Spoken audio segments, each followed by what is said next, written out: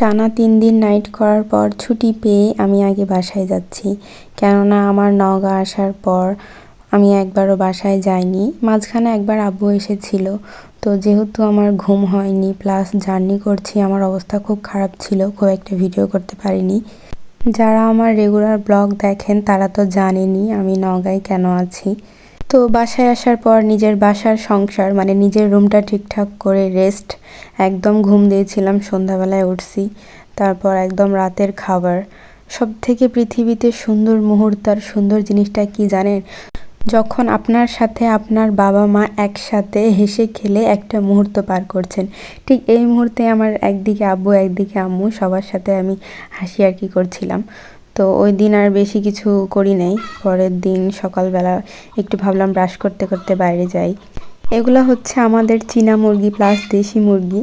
তো এই চীনা মুরগিগুলো অনেক বড় হয়ে গেছে, তো দেখতে অনেক সুন্দর লাগছিল। কিন্তু আমি যেহেতু নতুন মানুষ, আমাকে দেখে ওরা ভয় পাচ্ছিল, কারণ আমার বাড়িতে থাকাই হয় না। ওটা চীনা মুরগির ইয়াচ্ছে তো ছোটো ছোটো দিছিল। তো আম্মু আমাকে দেখাচ্ছিল চীনা মুরগির ডিম হয়েছে, ডিমগুলা দেশি মুরগির থেকে ছোট, বাট দামে তার দ্বিগুণ। যাই হোক, তারপর সকালের খাওয়া দাওয়ার পালা। এরই মধ্যে আব্বু অনেকগুলা মেহেদি নিয়ে আসছে। আজকে আমি আর আব্বু দুজন মিলে মেহেদি লাগাবো। আমি আসলে মাথায় মেহেদি লাগানো হয়, আব্বু এমনিতেও লাগায়, আর আমি তো জানেনই হেয়ার কেয়ারের জন্য লাগাই। সবসময় দেখেছেন জামাই আদর, কিন্তু আমার আম্মু মেয়ে আদর করে, কেননা আমি বাইরে থাকি। যখন আমি 2 দিনের জন্য বাসায় আসি তখন আমাকে কি বলবো, পারে না যে দুনিয়াটা আমাকে খাওয়ায় দেয়। মাঝে মাঝে আম্মু বলে যে আমি যখন থাকবো না তখন কে বা এভাবে আদর করবে, এখন আদর পাচ্ছিস, নিয়ে নে। তো ছাদে আমি চুল শুকাচ্ছিলাম, ও মেহেদি আমি শুধু মাথায় দিইনি, হাতেও দিয়েছিলাম। তো এটা আমাদের ছাদের মরিচ গাছ, তো খুব সুন্দর ফুল ফুটছে, দেখলাম মরিচও হয়েছে। তো আম্মু বললো যে কিছু মরিচ নিয়ে যাস। তো এর মধ্যে আমার বেস্টি ফোন দিয়েছিল, ফোন দিয়ে বলতেছে যে আমিও বাসায় আসছি। হোয়াট এ কোইন্সিডেন্স, ওও জয়পুরহাট থেকে মানে ওর শ্বশুর বাসা থেকে ও বাসা আসছে, আমিও আসছি। তো হঠাৎ করে ফোন দিয়ে বলছে আয় দেখা কর, ঘুরতে যাই। আমি ফার্স্টে বললাম যে না, কোথায় যাব? তো বলতেছে আয়, নদীর ধারে যাব না হয়। তারপর ভাবলাম যে নদীতে তো এখন পানি নাই, পানি শুকাই গেছে, কই যাব। হঠাৎ করেই বললো যে চল তাহলে গোপালপুরে যাই, মিষ্টি খেয়ে আসি। গোপালপুর মিষ্টির জন্য অনেক বিখ্যাত, এটা যারা জানেন তাদেরকে আসলে বলার কিছু নাই। তো আমরা এখন ভ্যানে করে মজা করতে করতে যাচ্ছি।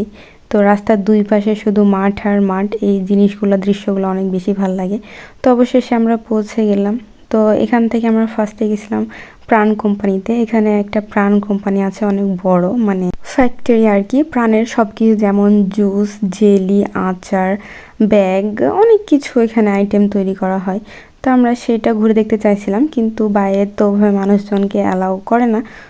তো আমরা গেটের সামনে থেকে কিছু পিকচার ক্লিক করে ঘুরে আসলে একটা রিফ্রেশমেন্ট। আমি দূর থেকে আসছি, বাসাতে আছি, বাসাতে আসলে আমার এমনি মন ভালো হয়ে যায়। এরই মধ্যে ওরে পেয়েছি, তো ঘুরফির করতেছিলাম আর কি। আর আমাদের তো গল্পের শেষ নাই, আমি নওগাঁতে গিয়ে কী কী করতেছি, সে তার বিবাহিত লাইফ কীভাবে কাটাচ্ছে, মানে সব মিলিয়ে আমাদের অনেক গল্প হয় এখানে। জীবনে সবসময় ভালো কিছু বা খারাপ কিছু হঠাৎ করেই হয়ে যায়। আজকে আমাদের ঘোরার কোনো প্ল্যানও ছিল না, দেখা করার কোনো প্ল্যান ছিল না, সে হঠাৎ করেই ফোন দিয়ে আমাকে ডাকলো, আর এই তো এত কিছু। তো আমি তো আবার ফুল প্রেমী, ফুল দেখলে আমার আবার ফুল ছিঁড়তেও হবে। তো ফুল ছিঁড়ে আমি আবার ওর একটু প্রপোজ করতেছিলাম যে জানা তোমার জন্য। জায়গাটা আমি চিনি, জানি, তবে সেভাবে এখানে কখনোই আসা হয়নি, আজকে ফার্স্ট টাইম। চাপাই থেকে রাজশাহী যাওয়ার যে মেন রোড, সেটা কিন্তু এটাই বলতে গেলে বিশ্ব রোড। তো এখানে কিছু সুন্দর সুন্দর জায়গা ছিল, জায়গাগুলোতে আমি আবার ভিডিও পিকচার ক্লিক না করে শান্তি পেলাম না। তারপর যেটা আসল জিনিস, এই বিখ্যাত মিষ্টি এখানেই পাওয়া যায়। বিখ্যাত মিষ্টি বলতে এই গোপালপুরের মিষ্টি সব থেকে বেশি ভাইরাল, সবাই এখানে মিষ্টি খাইতে আসে। আর সব থেকে বড় বিষয় যে একটা কথিত আছে যে এখানে নাকি জিন পরীরাও খাইতে আসে। বিষয়টা কতটা সত্যি কতটা মিথ্যা জানি না। তো আমরা যে মিষ্টিটা নিয়েছিলাম সেটা ছিল দুধ সর। এখানকার মিষ্টির টেস্ট অনেক মজা, আর আমি তো এমনিতেই মিষ্টি লাভার, সো আমার কাছে অনেক বেশি মজা লাগছে। তো এখানে আমরা মিষ্টি আর পুরি খেয়ে বের হলাম। যেহেতু আমরা একদম হুট করে প্ল্যান ছাড়া বিকালবেলা বের হয়েছিলাম, তো সন্ধ্যা পড়ে গিয়েছে, অন্ধকার হতে লাগছে। তো এই পাশে আর একটা হোটেল ছিল, তো ভাবলাম যে এই হোটেলে কিছু খাইছি, ওটাতে যাই। তারপর ওইটাতে যাওয়ার পর ওখানে আমরা মোংলাই খাইছিলাম। এইখানে যে এত বড় বড় মিষ্টি দেখছেন, এটা হচ্ছে বালিশ মিষ্টি, মানে আমি এতগুলো মিষ্টি দেখে ফিদা যে কত কোয়ালিটির ভ্যারাইটির মিষ্টি, আল্লাহ। গোপালপুরে মিষ্টি এর আগেও খাওয়া হয়েছে, ভাইয়া আনছে, আব্বু আনছে, কিন্তু নিজে গিয়ে কখনো এভাবে খাওয়া হয়নি। এসব খাচ্ছিলাম আর আমি আমার বেস্টিকে বলছিলাম যে আজকে আমার বাসায় যাওয়ার পর খবর আছে, কারণ আমি 2 দিনের জন্য বাসায় আসছি। আমার আম্মু আমার কী থেকে কী খাওয়াবে সেই হুঁশ পাই না। এইদিকে আমি বাইরে এগুলো খেয়ে যাচ্ছি, আমি আর রাত্রে ডিনার করব না। তারপর উল্টে আমার মা আমাকে সেই একটা বকা দিবে। কিন্তু মোগলাইয়ের সাথে দিয়েছিল আমাদের জলপাইয়ের একটা টক। শীতের সময়ে জলপাই, গরমের সময়ে আমের একটা টক দেয়। তো আমরা বাঙালি মানুষ হাত দিয়ে খাইতে বেশি স্বাচ্ছন্দ্য বোধ করি। তো যেহেতু রাত হয়ে গেছে, মেয়ে মানুষ এভাবে আর বাইরে না থাকাই উচিত, আর আমাদের আর কোনো কাজও নেই। আমরা রওনা করলাম। অনেক রিফ্রেশ লাগছে, অনেক ভালো লাগছে। হালকা হালকা শীত, ভ্যানের মধ্যে 2জন এতই মজা করছিলাম, ওর অনেক ভালো লাগছে, আমারও একটা ভালো একটা মোমেন্ট কাটছে।